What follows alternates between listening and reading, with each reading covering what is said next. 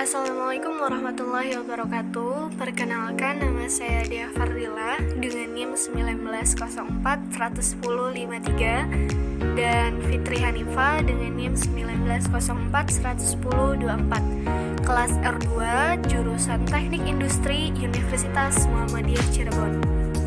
Tujuan dibuatnya video ini adalah untuk memenuhi salah satu tugas analisis perancangan perusahaan yang diampu oleh Ibu Nuri Kartini MT. Topik yang akan dibahas kali ini adalah analisis kelayakan perancangan perusahaan, dan perusahaan yang akan kita buat adalah Daily Fantastic Daycare atau tempat penitipan anak.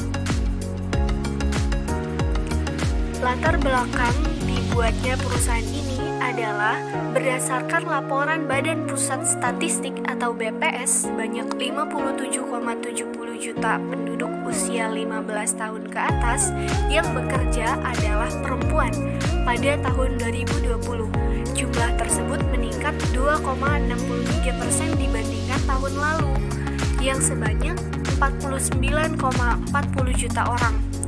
Jumlah wanita karir di Indonesia menduduki peringkat 6 di dunia.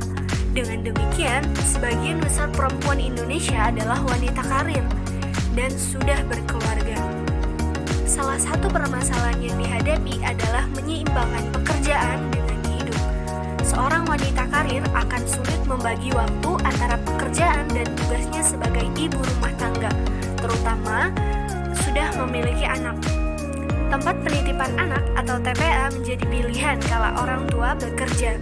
Tentu pemilihan TPA dilakukan dengan pertimbangan yang sangat matang karena akan berpengaruh pada perkembangan sang anak. Dalam jurnal disebutkan anak-anak yang dititipkan di TPA berkualitas akan mencetak prestasi akademik dan pencapaian kognitif yang lebih tinggi saat remaja.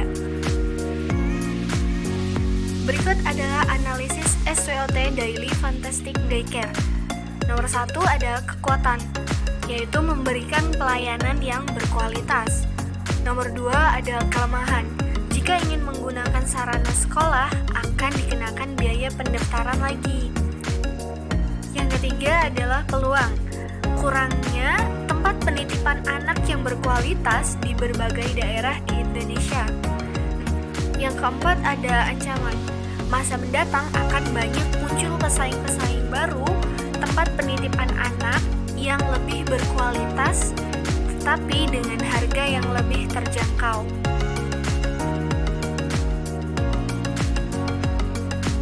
Berikut adalah harga Daily Fantastic Daycare. Untuk umur 0 sampai 1 tahun dikenakan biaya 1 juta per tahun, sedangkan untuk per hari yaitu 100.000. Untuk umur 1 sampai 5 tahun dikenakan biaya sebesar 1.500.000 per tahun, sedangkan untuk per hari 125.000. Yang pertama, aspek pemasaran. Daily Fantastic Daycare merupakan perusahaan yang bergerak di bidang jasa penitipan anak. Bagi para orang tua yang tidak mempunyai waktu banyak untuk merawat, bermain, dan menjaga buah hatinya dikarenakan kesibukan dari orang tua tersebut, harga yang ditawarkan lebih terjangkau dibandingkan dengan jasa penitipan anak lainnya.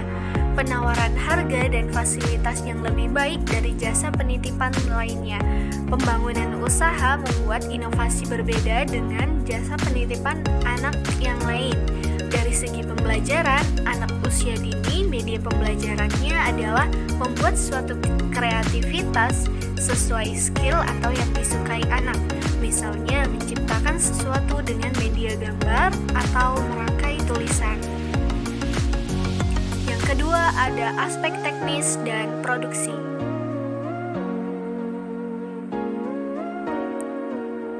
Berdasarkan data atau kunjungan konsumen di hari biasa mencapai 30 anak, namun di hari libur mencapai 50 anak. Setelah itu, input digandakan. Ternyata hasil atau outputnya menjadi 60 anak di hari biasa dan 100 anak di hari libur.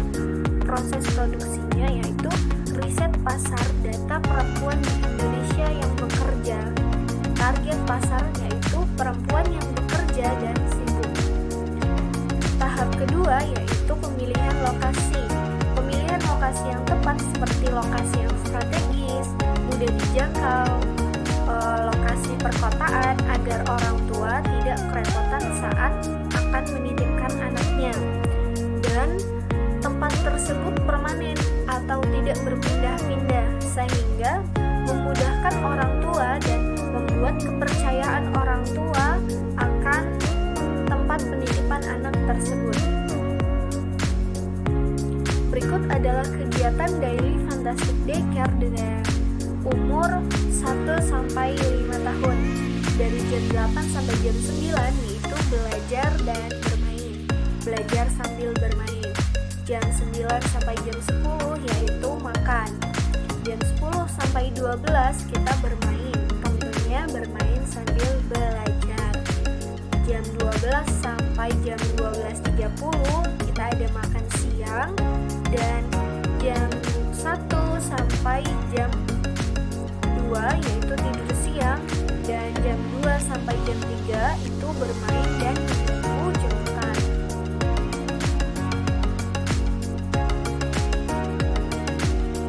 Saya akan menjelaskan aspek keuangan.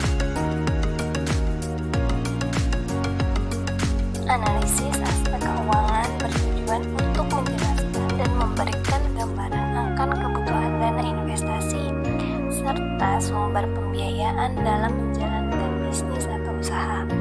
Analisa aspek keuangan sangat diperlukan dalam menjalankan suatu usaha, yaitu untuk mengetahui kelayakan usaha dari sisi keuangannya. Dilihat dari tabel, ada aktivitas aset lancar, ada aset tetap, dan total aktiva. Aktiva lancar sendiri seperti biaya tentang upah babysisternya, gaji pokok psikolog anaknya, ada bahan-bahan untuk seperti susu formula, pupuk, makanan, air, listrik, adanya transportasi, adanya komunikasi, ada biaya untuk promosinya seperti brosur, kartu nama, terus melalui sosial media juga, dan biaya peralatan dalam 3 tahunnya, dan biaya-biaya lainnya. Sedangkan biaya aktiva tetap itu seperti peralatan yang dibutuhkan seperti meja, kursi, mainan perosotan, edukasi anak, buku juga, tempat tidur anak, adanya CCTV, adanya rak buku, adanya rak penyimpanan, adanya peralatan makan dan ASI, dan adanya rak makan dan ASI juga, dan biaya cadangan seperti untuk biaya tukang kebersihannya. Total aktiva sendiri itu total pembiayaan awal atau investasi di awalnya. Selanjutnya saya akan menjelaskan tentang aspek manajemen dan hukum.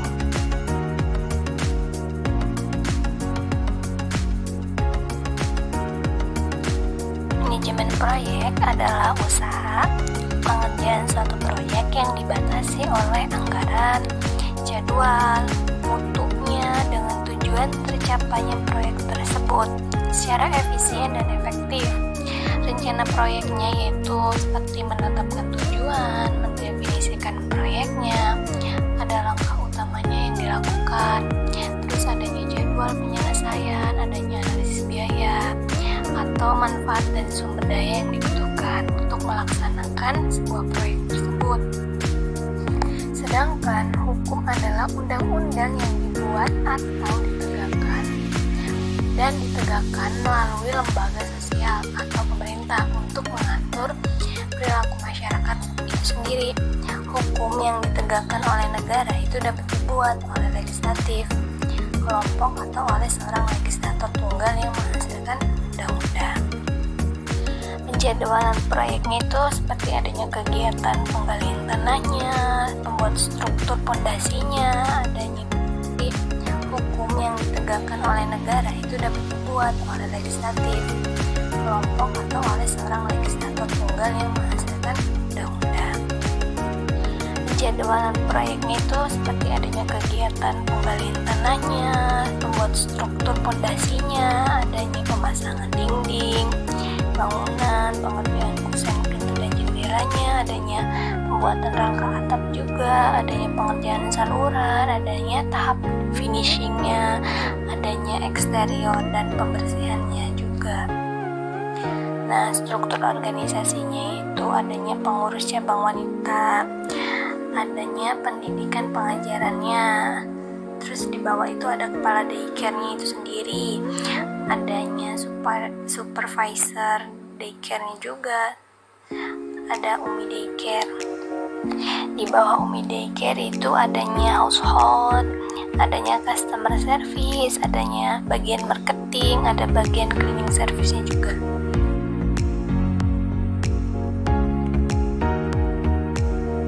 Kesimpulan yang dapat diambil yaitu menurut Patmono Dewo, daycare adalah salah satu sarana pengasuhan anak dalam kelompok, biasanya dilakukan pada saat jam kerja.